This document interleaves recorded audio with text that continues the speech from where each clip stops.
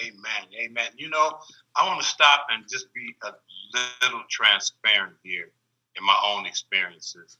Um, when you have gone down that path and you've gone to see the pastor, and then, me being a mental health professional at one point, I did seek counseling outside of the church, professional counseling, and I asked that there are Christian counselors.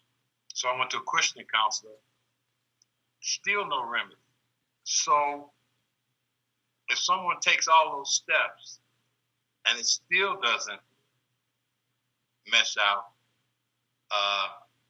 is separation, and I'm just going to go off of, is separation okay? Because that was one of the questions that came to the page this week, was if God is so against divorce, then is divorce okay?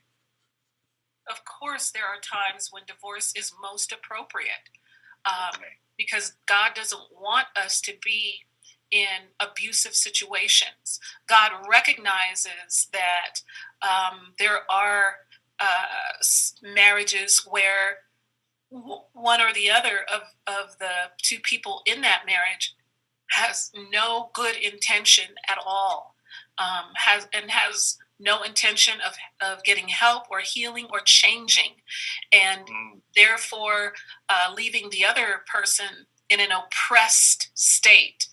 And so if the person decides, this is what I believe, if the person decides that they want to stay in the marriage anyway, then they will truly have to rely on God in that circumstance in order to maintain some sense of sanity and still be healthy if the marriage is really that damaging, because people really do decide, you know what, I took an oath, I'm in a covenant, I made this covenant and I'm going to stick it out.